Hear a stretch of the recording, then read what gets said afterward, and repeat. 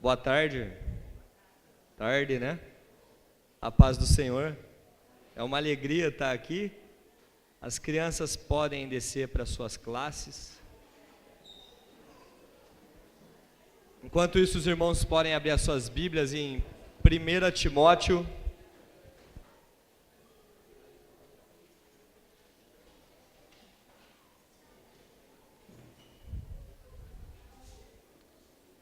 Primeira Timóteo, capítulo 4.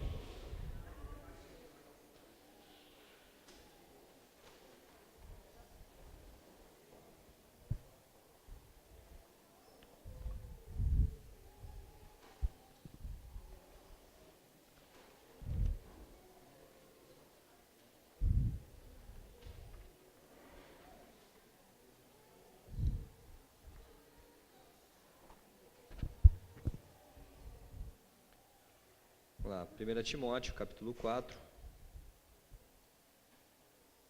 os versículos 1 ao 5.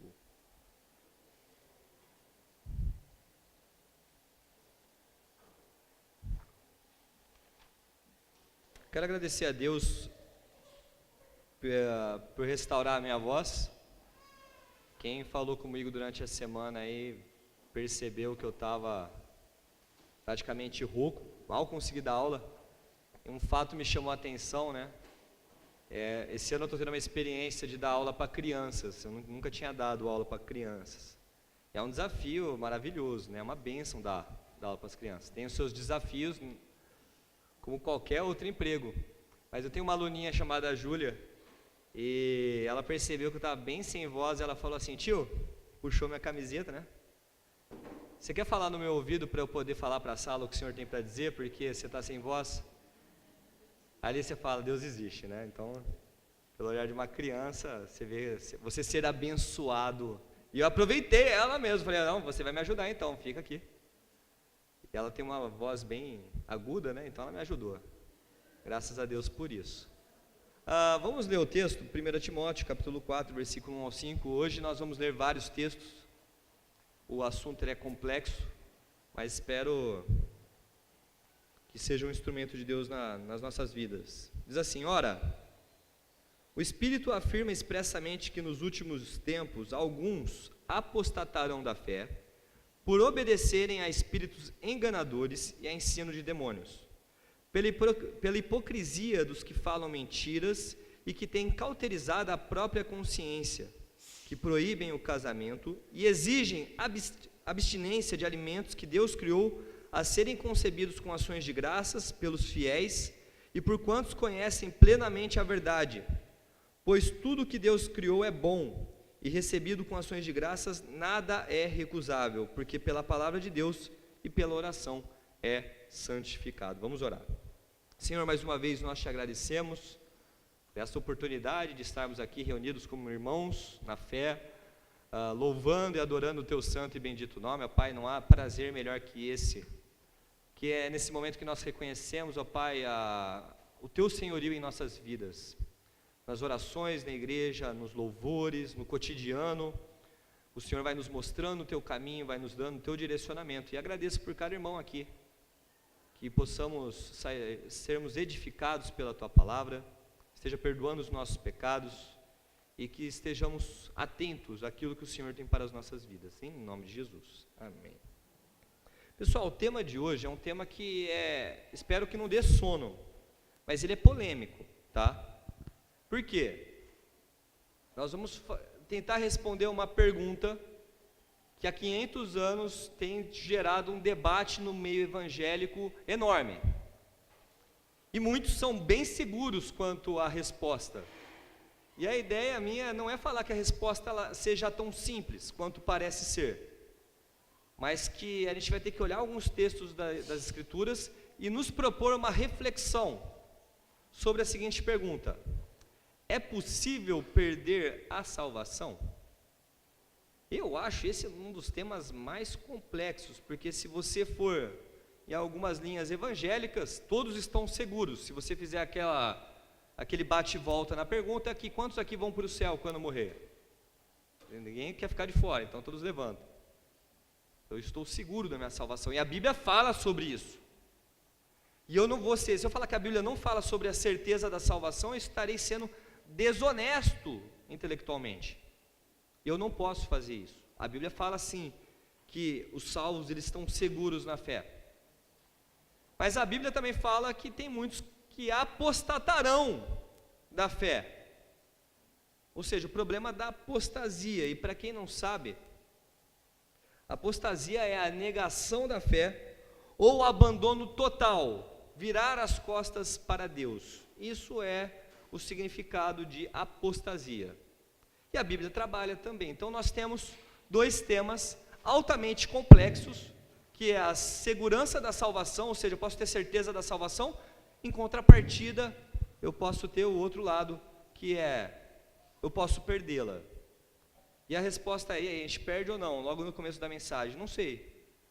Só sei que foi assim. A Bíblia fala as duas coisas e vamos trabalhar isso numa responsabilidade. Eu estou buscando ao máximo, porque quem me conhece, o pastor Lucas, o pessoal do seminário, DTBL, já sabe muito bem a minha posição sobre isso. E eu vou buscar ser o mais imparcial possível quanto a isso. Tá? Vamos lembrar o seguinte, nós temos alguns problemas. As pessoas acham que esse assunto não tem importância nenhuma para a vida cristã, ou para a prática da conduta cristã. Não vejo relevância. O que isso vai interferir na minha vida?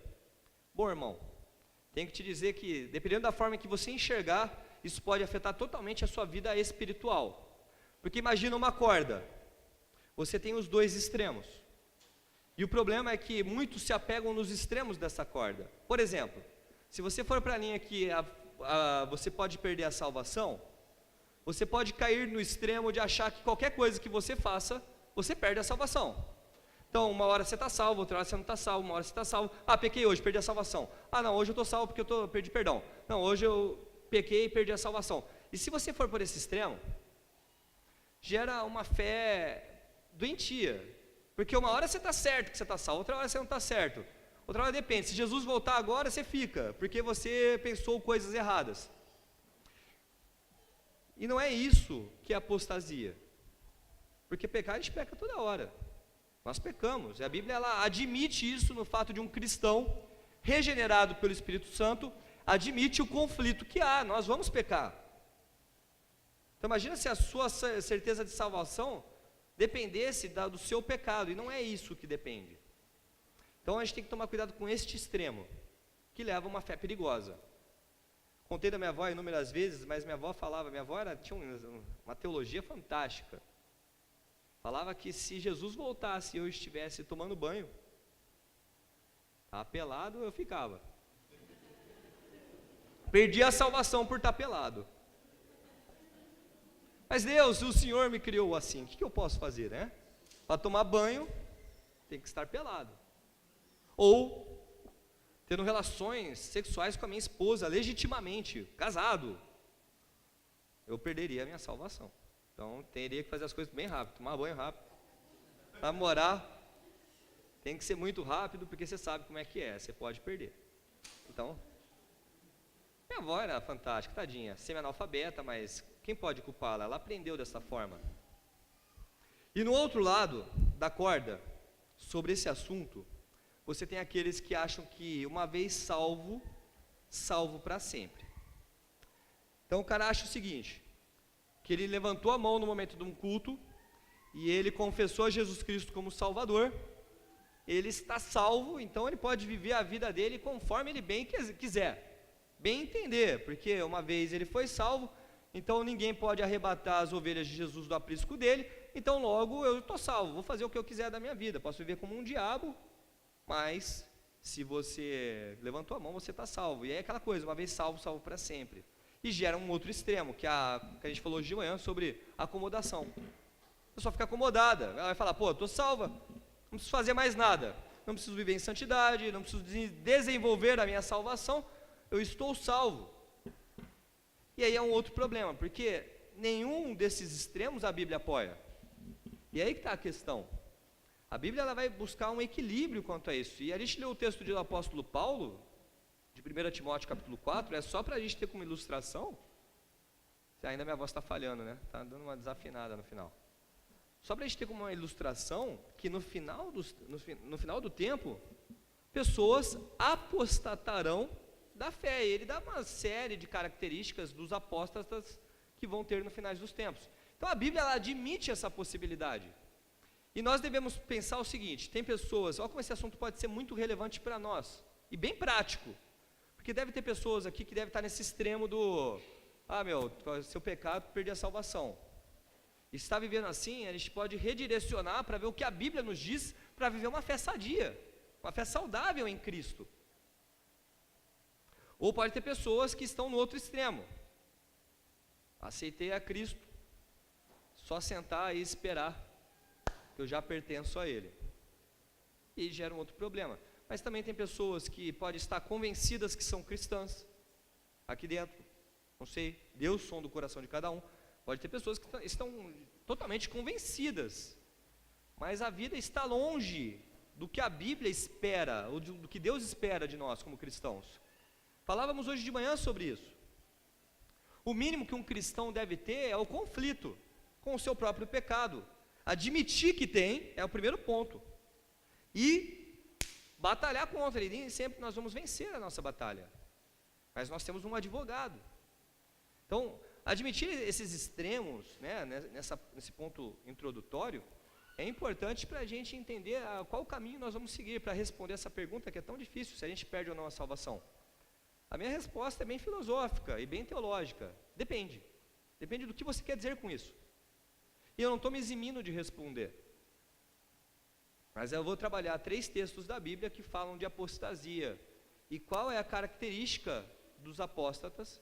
São textos um pouquinho longos, um é de Paulo, outro é de Paulo não, né? Um é de Hebreus, alguns falam que foi Paulo, mas a gente não sabe. Outro é de Pedro e outro é o próprio Cristo, que fala essa possibilidade de apostasia. E isso deve gerar em nós, como objetivo de mensagem, um alerta, que a gente não sabe se Jesus vai voltar amanhã, se ele vai voltar agora ou se durante a minha mensagem. E pode ser que vai que durante a minha mensagem ele volte e eu fique e continue pregando ainda. Proponho a terminá-la. Ainda vai dar um desespero, gente, eu vou sair correndo. Mas o objetivo mesmo é causar essa reflexão de que se de fato eu pertenço a Cristo de fato. Nossa, de fato pertenço a Cristo de fato, né? Se de fato eu pertenço a Ele. E se não pertenço, está na hora de rever minha fé. Está na hora de rever os pilares, né? Os pontos elementares da fé, que faz parte, essa reflexão ela é necessária todos os dias, tá? Então a gente vai abrir agora em Hebreus capítulo 6, texto famoso.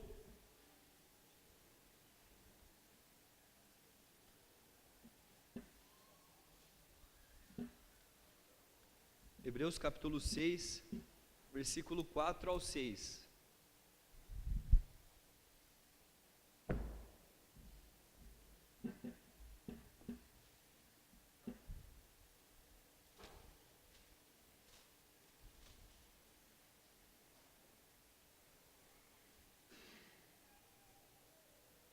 Pessoal, nós só temos 2 pontos na nossa mensagem, mas esse primeiro ponto ele vai ser bem extenso, tá? Para a gente poder trabalhar de uma forma bem lúcida e bem clara esse assunto.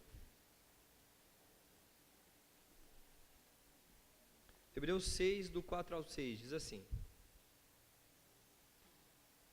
Ora, para aqueles que uma vez foram iluminados, provaram o dom celestial, tornaram-se participantes do Espírito Santo, experimentaram a bondade da palavra de Deus, os poderes que há de vir, e caíram, é impossível que sejam reconduzidos ao arrependimento, pois para si mesmos estão crucificando de novo o Filho de Deus e sujeitando-o à desonra pública.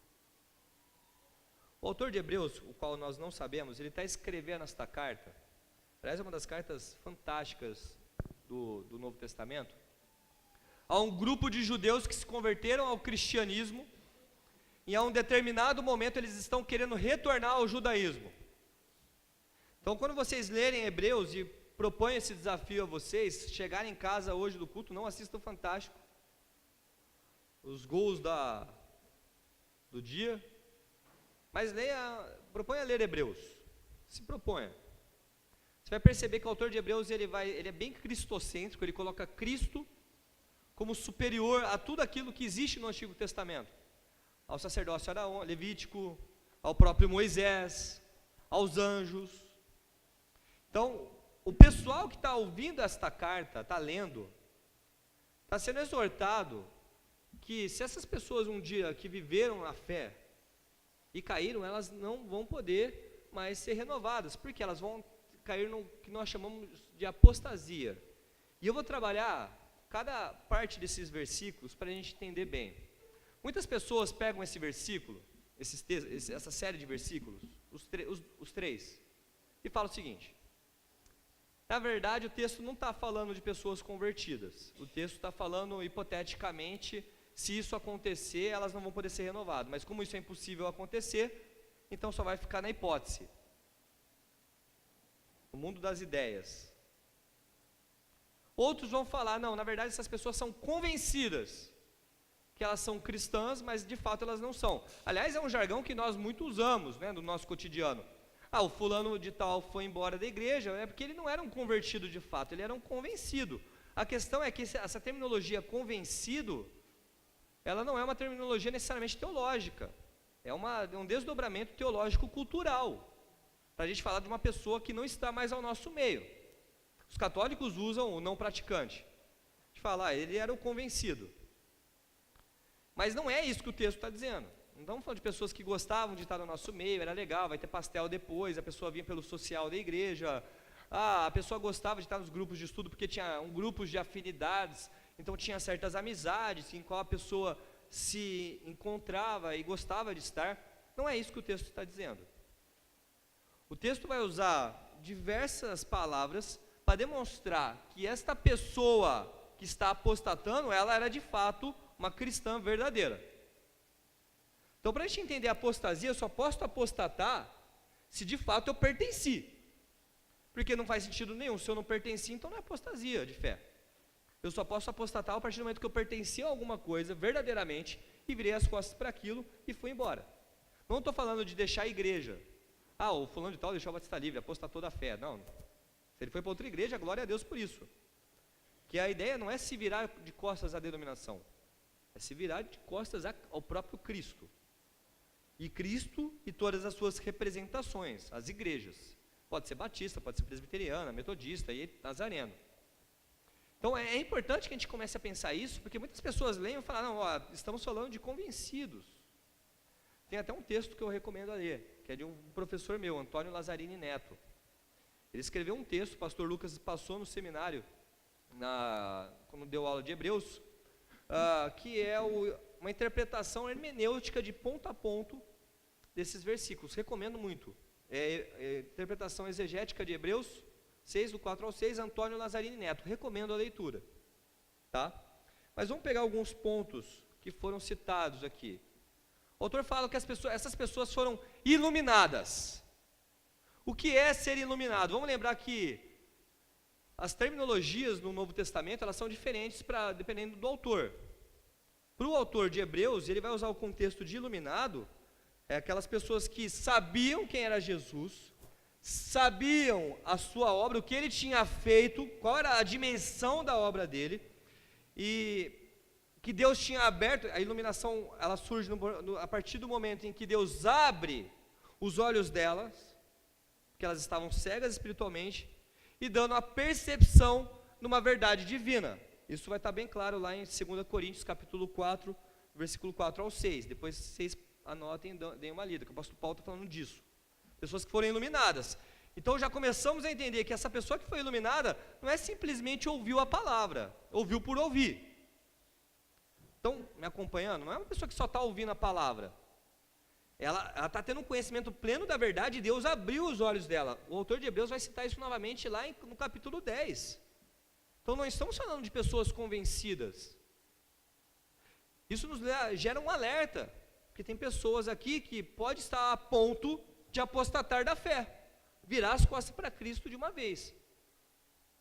Segunda coisa que o autor de Hebreus fala: provaram o dom celestial. Desculpa, mas um convencido não conseguiria provar o dom celestial. tá? E provar o dom celestial, eu gosto da interpretação do autor que a gente tem aqui embaixo, David Stern, é um comentarista bíblico que ele é um judeu convertido ao cristianismo.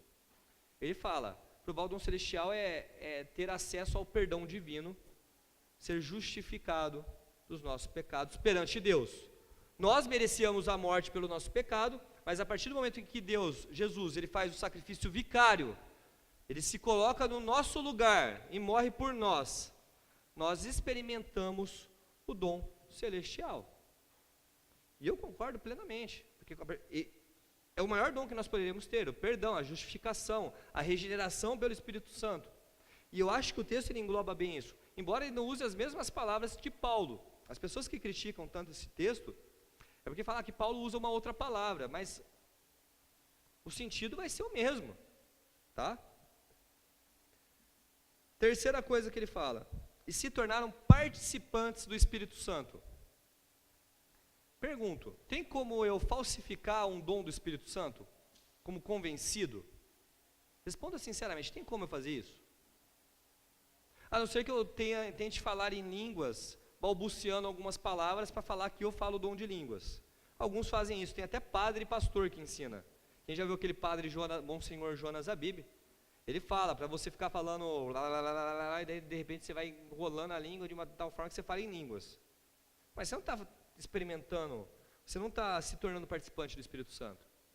Você está falseando uma coisa. Falseando esse cristão, no sentido cristão. Mas quando a gente fala de se tornar participantes do Espírito Santo, a palavra grega aqui é metokos, que significa participantes reais, pessoas que de fato estavam imbuídas na missão, na pregação do Evangelho e dos dons que Jesus Cristo, através do Espírito Santo, diversifica a igreja. Então, é impossível que essa pessoa seja convencida, tá? Ou um pseudo-crente, né, como alguns querem sugerir. Não é crente, mas não tem como ser participante de algo se de fato o Espírito Santo não me regenerar e me delegar dons. E aí vem a questão, porque ele cita uma série de coisas que fala que essas pessoas eram cristãs de fato. Ele fala, e elas caíram. E vem a queda. E o que significa? É você tentar crucificar Cristo novamente. Expor a desonra pública, o que Cristo fez. E tem maior desonra pública do que você negar a sua fé para sempre? Você está desonrando a Cristo, porque vamos lembrar, quando a gente faz o batismo, vamos lembrar do batismo, só por uma analogia. Quando nós somos batizados, a salvação não está no batismo, eu acho que todos nós cremos nisso. A salvação ela já ocorreu. O batismo nada mais é do que uma confissão pública de fé, ao qual nós estamos demonstrando para o mundo que nós morremos para o mundo e renascemos em Cristo. E esse é o significado simbólico do batismo. Quando nós apostatamos da fé, cair da fé, é você virar as costas para Cristo, negar toda a obra salvífica dele, que alguns vão entrar na blasfêmia contra o Espírito Santo, que é o pecado que não tem perdão, e não voltar nunca mais. Não estamos falando de pessoas que no futuro ela vai voltar para a igreja. Não, é uma pessoa que ela vai negar a Cristo e ficará assim para sempre. E o autor fala, é impossível Jesus renová-las novamente. Elas caíram. Citava hoje de manhã um pastor que participava das cruzadas com Billy Graham, sempre me foge o nome dele. Eu lembro na hora que estou preparando a mensagem, esqueço de anotar. Mas ele é um pastor que ele participou por muito tempo nas grandes pregações, nas missões evangelísticas do Billy Graham. E eles fizeram seminários juntos. Ele fez mestrado em teologia e chegou um momento que ele falou que virou ateu. Era um grande pregador do evangelho. Muitas pessoas foram convertidas durante o seu ministério, mas ele negou, falou que era ateu, escreveu vários livros, aliás, acusando Deus como o causador de todos os problemas maléficos do mundo. Olha a mudança, isso é uma apostasia, é uma pessoa que ela não muda só de abandonar, mas ela muda a mente dela, até em relação ao próprio Deus. E ele faz isso. Muitas pessoas fazem isso na fé. Não só abandonam, você pega aí o número de ateus crescendo, vocês vão ficar abismados com o número de ex-evangélicos, ex-cristãos, e falam em relação a Deus com ódio. Não no sentido de, se Deus não existe, não faz sentido você falar com ódio de alguém que não existe, mas no sentido de falar que todos aqueles que proclamam ser arautos do rei estão equivocados, então eles se tornam um anticristianismo até. Isso é apostasia. O Paulo ele falou das características dos sinais dos tempos, do apóstata. Nós estamos pegando um texto de Hebreus, que está falando para pessoas que estão querendo voltar ao judaísmo antigo, e nós estamos vendo que nós vivemos uma época de grande apostasia, de besteiras em nome de Deus, de deturpações da palavra em nome de Deus, né? Pessoas falando quando Deus não falou, pessoas deturpando a Bíblia. Lá a gente falava lá no seminário sobre 1 Timóteo capítulo 6, versículo 9 ao 10, quando o apóstolo Paulo fala que o amor ao dinheiro é a raiz de todos os males, e muitos nessa cobiça se feriram na fé. Não estou falando mal contra o dinheiro, eu acho que se você tem domínio sobre ele, graças a Deus. Se você sabe a quem ele pertence, você sabe retribuir aquilo que Deus tem te dado, beleza. Mas tem gente que muda a palavra de Deus para querer ficar rico, aí está errado. Então a apostasia é algo real na Bíblia. Então é possível perder a salvação? Primeiro ponto da resposta, é possível. Eu não fecho questão, mas aparentemente é possível. Nós temos que rever a nossa fé. Mas aí a gente vai falar, mas aí é só um texto da Bíblia que cita, você está querendo fazer uma teologia em cima de 3 versículos? Não. E agora a gente vai para Pedro. 2 Pedro capítulo 2, é o segundo texto sobre a questão de apostasia.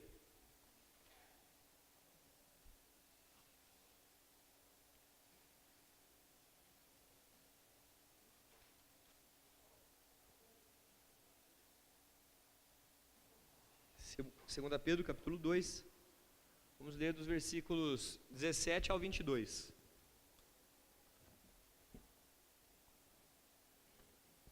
Segunda Pedro, capítulo 2,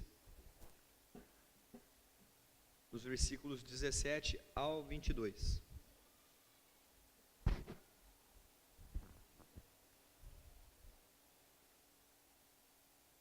Pedro diz o seguinte: esses tais são como fontes sem água, como névoas impelidas por temporal. Para eles está reservada a negridão das trevas, porquanto, proferindo palavras jactanciosas de vaidade, engodam com paixões carnais, por suas libertinagens, aqueles que estavam prestes a fugir dos que andam no erro, prometendo-lhes liberdade quando eles mesmos são escravos da corrupção. Por aquele que é vencido, fica escravo do vencedor. Portanto, se depois de terem escapado das contaminações do mundo, mediante o conhecimento do Senhor e Salvador Jesus Cristo, se deixam enredar de novo e são vencidos, tornou-se o seu último estado pior que o primeiro, pois melhor lhes fora nunca tivessem conhecido o caminho da justiça, do que após conhecê-lo, volverem para trás, apartando-se do santo mandamento que lhes fora dado. Com eles aconteceu o que diz certo adágio verdadeiro: o cão voltou ao seu próprio vômito, e a porca lavada voltou-se a volver-se no lamaçal. Aqui nós temos o apóstolo Pedro trabalhando de uma forma bem explícita, não é implícita, um caso de apostasia. Por quê? Essas pessoas que são citadas no texto, podemos interpretar que são convencidas, como muitos de nós somos persuadidos a interpretar? Não. Por que não? Primeira coisa, característica deles: eles haviam escapado das contaminações do mundo. É a primeira característica desse pessoal aqui, que era cristão, mas voltou ao estado de pecado, num nível de pecado pior que o primeiro. Segundo, na condição em que eles se encontravam, ou seja, eles eram cristãos, eles precisavam ser derrotados para voltar à antiga condição. Ou seja, eram cristãos convictos. Para eles caírem, eles têm que ser derrotados para se encontrar na antiga condição, ou seja, o estado pecaminoso total. Vamos lembrar alguns pontos, questões básicas cristãs. Antes de Cristo, nós somos inclinados ao pecado, o que nós chamamos de depravação total. Não significa que você vai ser toda hora mal, ruim, porque você não tem Cristo. Isso é um engano que muitos acham. A pessoa que não tem Cristo, ela não é moral. Não, não é isso. Mas a questão é que a mente e os desejos do mundo são muito mais fáceis para essa pessoa, porque ela está inclinada ao mal. Então ela tem uma inclinação maior a fazer aquilo que não agrada ao Senhor.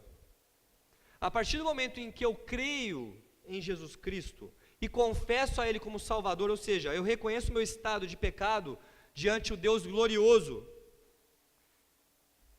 eu sou regenerado pelo Espírito Santo e convertido a uma nova criatura, 2 Coríntios capítulo 5, versículo 17.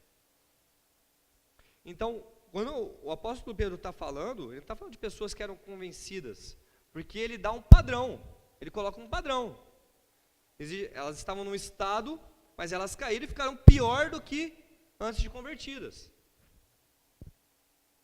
Isso é apostasia. Terceiro ponto que o apóstolo Pedro coloca: eles tinham conhecimento total do Senhor e Salvador Jesus Cristo.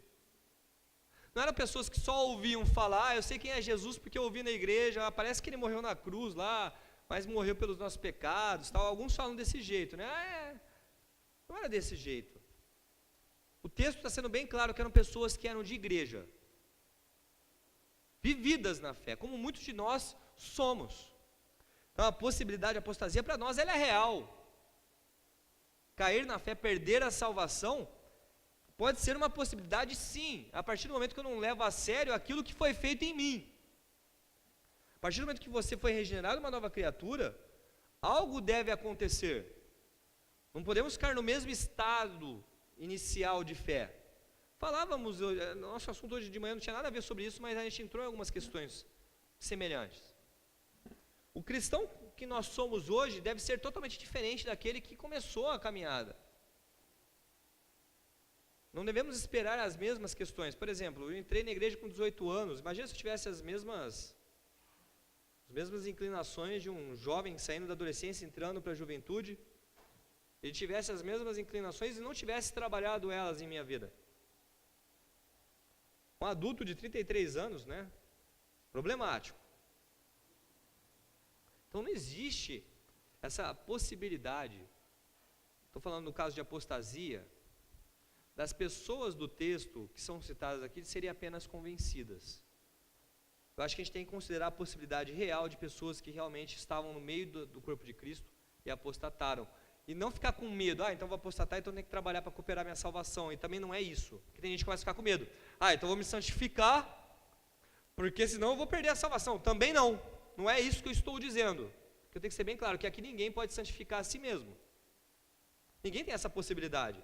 Quem santifica é o próprio Espírito Santo. Até aí estamos acompanhando bem? Está tudo tranquilo? Estamos fortes? Então tá bom. Falamos de Pedro, falamos do autor de Hebreus, agora nós vamos retroceder alguns livros e vamos lá para o Evangelho de João.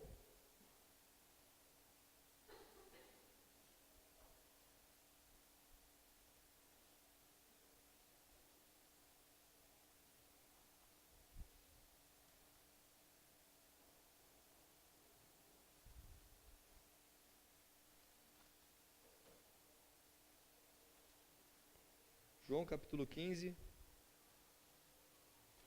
versículos 5 e 6.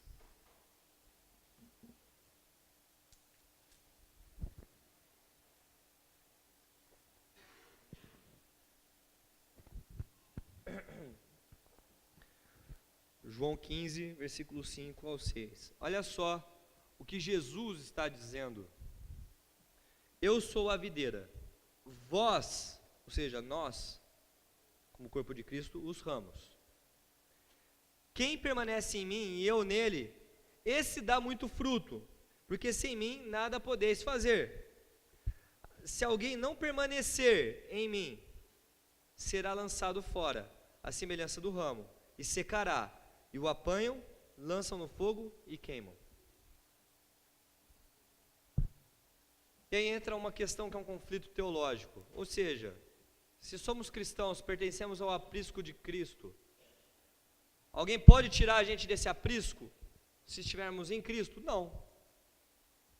Mas a Bíblia ela vai trabalhar um negócio que é bem sutil, é permanecer.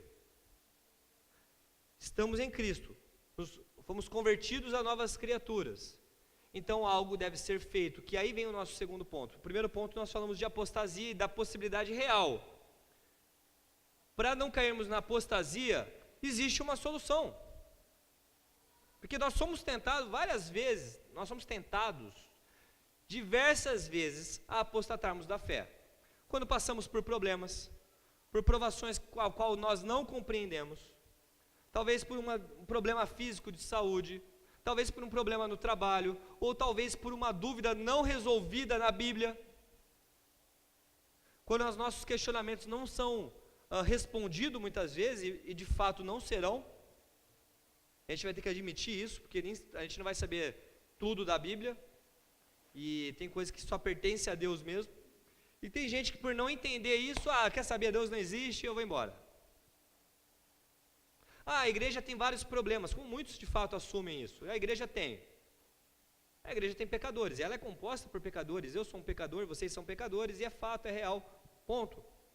Mas tem gente que usa isso, vai falar, eu vou virar as costas para a igreja, porque se fosse de Cristo mesmo não estaria assim, muito pelo contrário.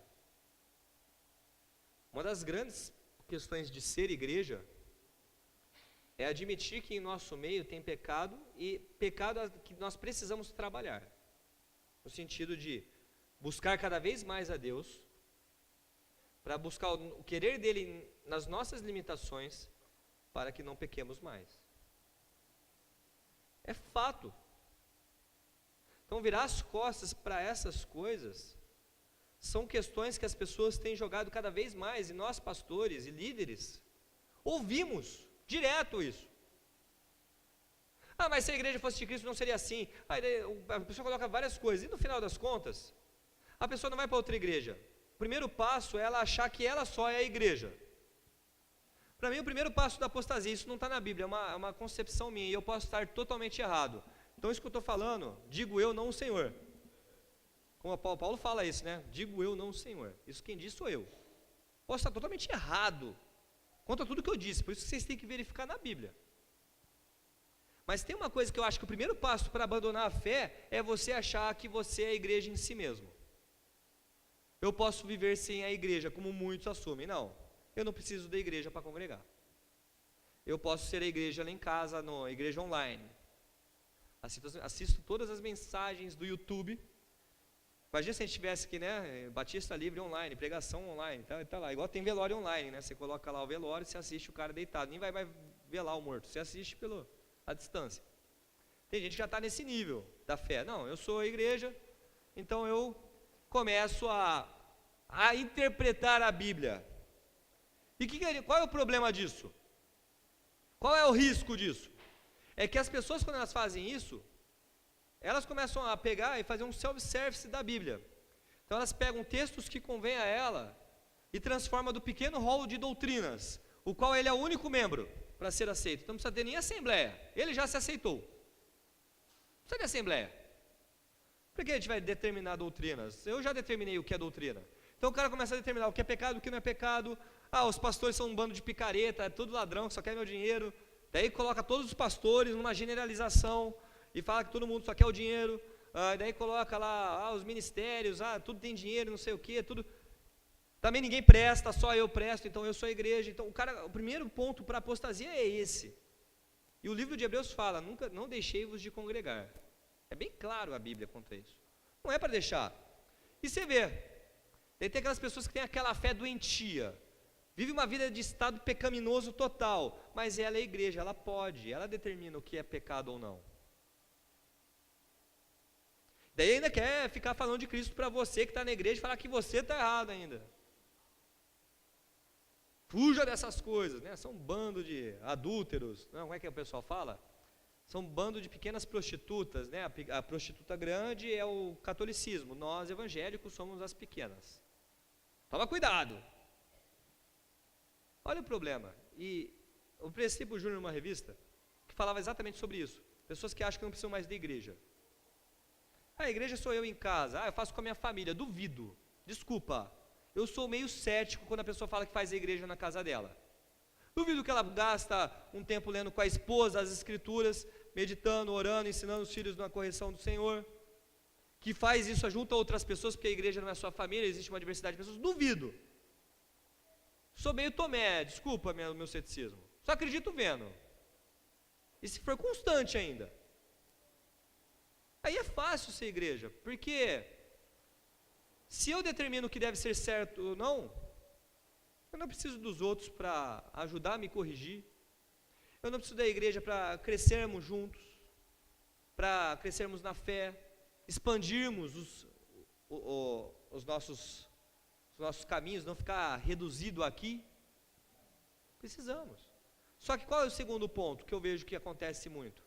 O ateísmo. Estou pegando algumas estatísticas que eu não sei de cabeça, mas de tanto ler que eu fiz uma linha na minha cabeça que um dos fatos da apostasia começar desse jeito, o primeiro passo é esse: abandonar o convívio dos irmãos e se achar melhor que os outros. A pessoa se acha. Deus Pai, Deus Filho, Espírito Santo, eu. Daí vem as igrejas, talvez essas aqui não.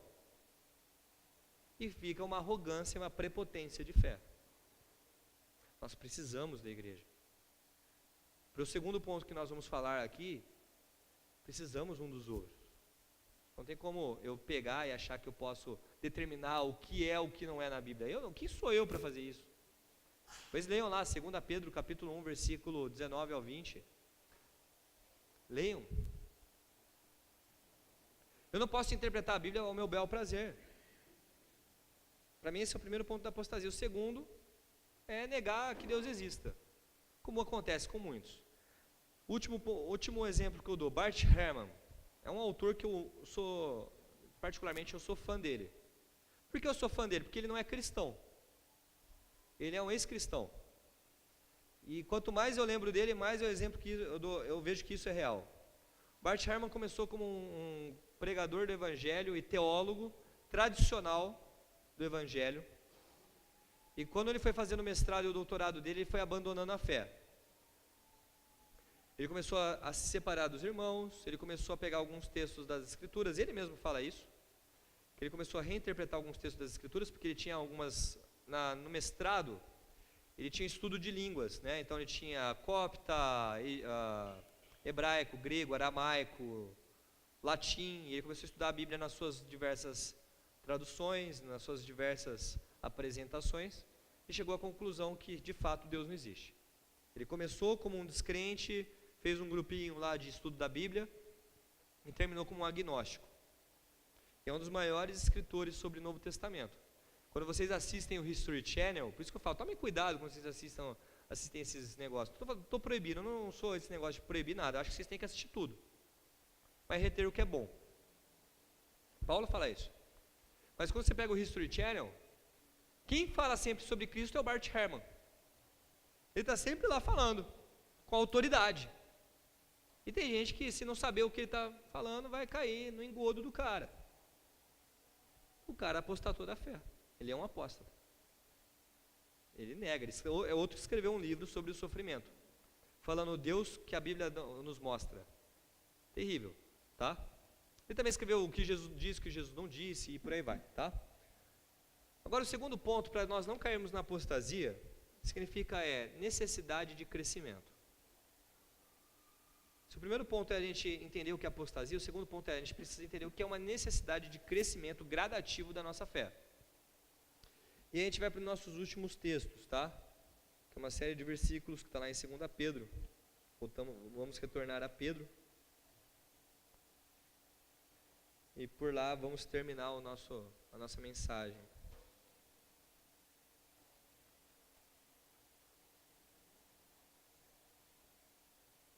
2 Pedro, capítulo 1.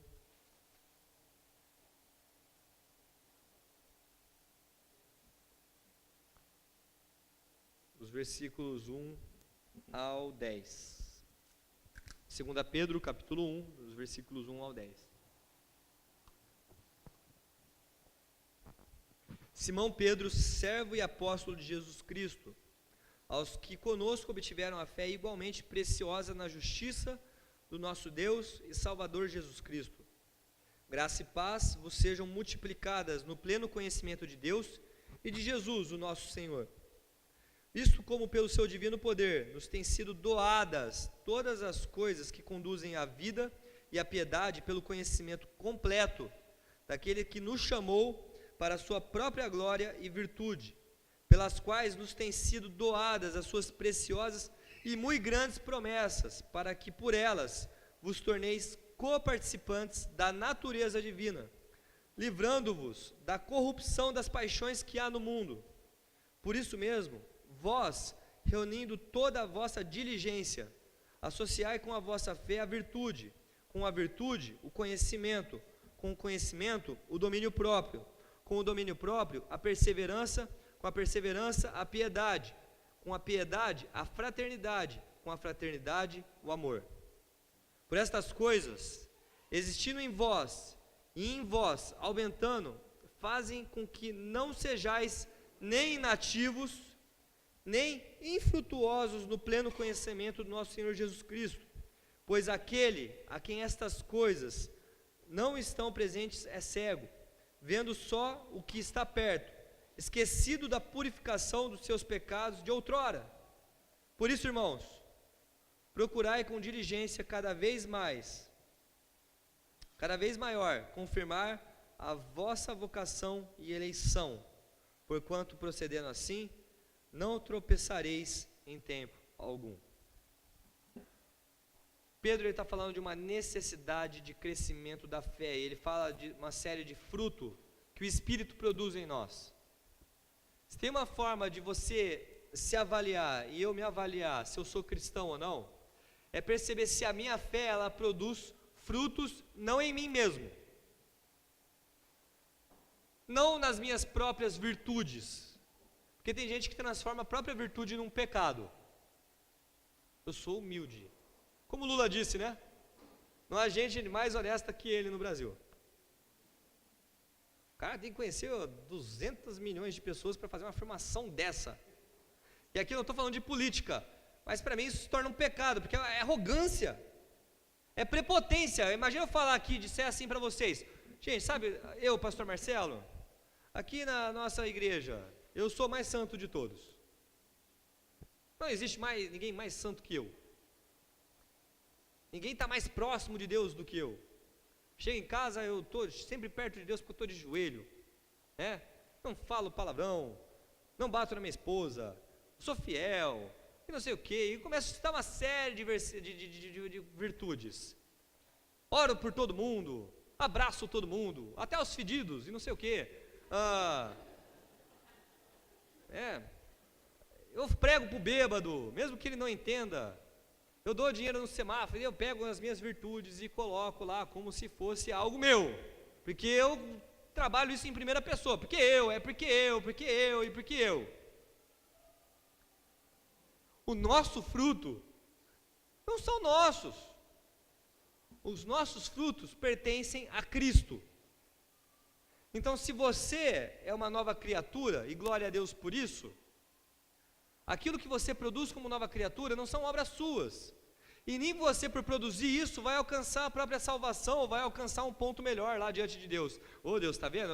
Aquele dia eu dei um dinheiro lá para o mendigo, nem julguei ele, nem fiquei questionando se ele vai comprar drogas com aquilo ou não, porque isso é uma obrigação moral do verdadeiro cristão. As nossas virtudes são de Deus, e a partir do momento que somos de Cristo, se torna uma obrigação livre em Cristo. Imagina, olha com a complexidade, uma obrigação livre em Cristo.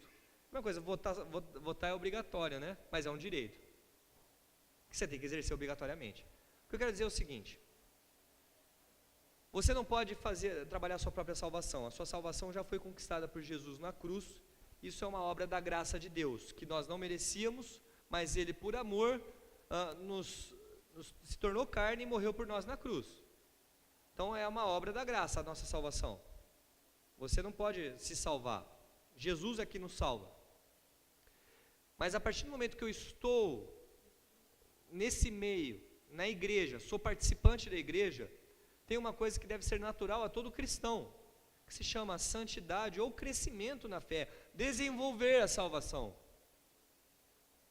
Quando eu falei para vocês que eu não posso ser o mesmo cristão, embora isso seja batido, nós pastores falamos isso diversas vezes, isso é uma realidade que o próprio apóstolo Pedro fala, porque olha lá no versículo 9, no 8, ele fala o seguinte: porque estas coisas existindo em vós, o que é essas coisas? O conhecimento, a perseverança, a piedade, o domínio próprio, essas coisas que ele está falando, as coisas que ele elencou nos versículos anteriores.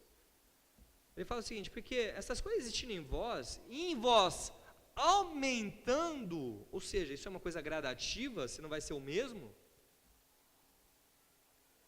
fazem com que vocês não sejam inativos, nem infrutuosos no pleno conhecimento do nosso Senhor Jesus Cristo. Então a nossa fé, a nossa vida, para não cair na apostasia, nós devemos dar fruto de um arrependimento, de um coração sincero diante de Jesus.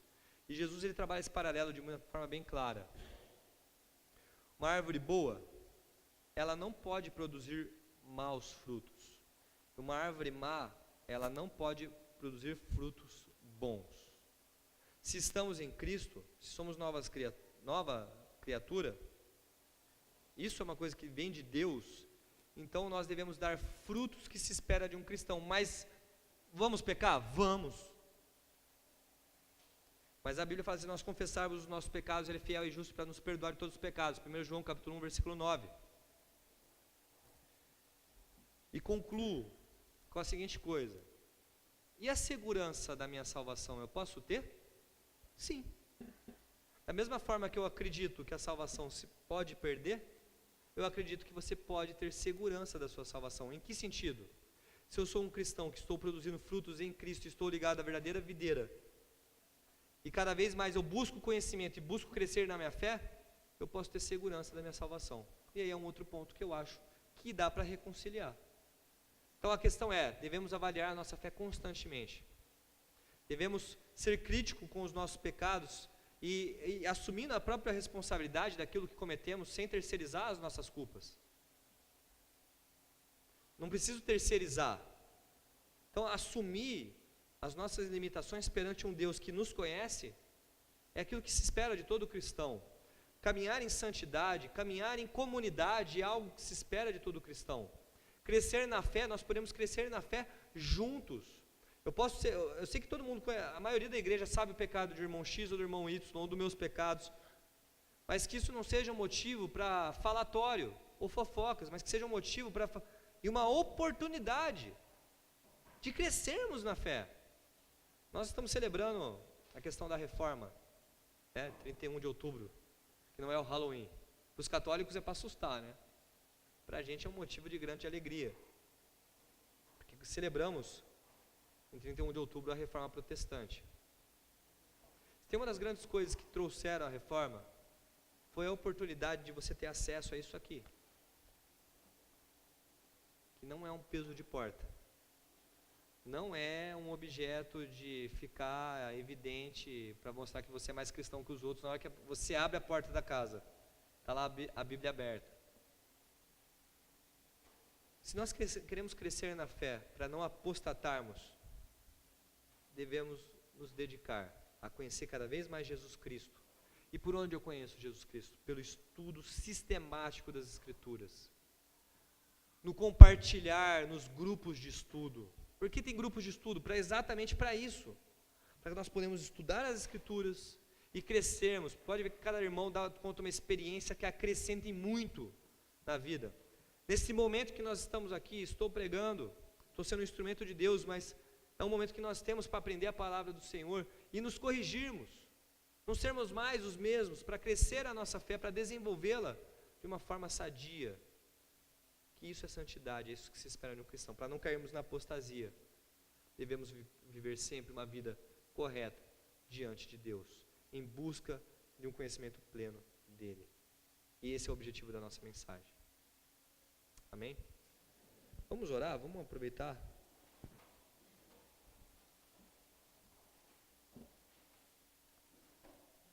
Você conhece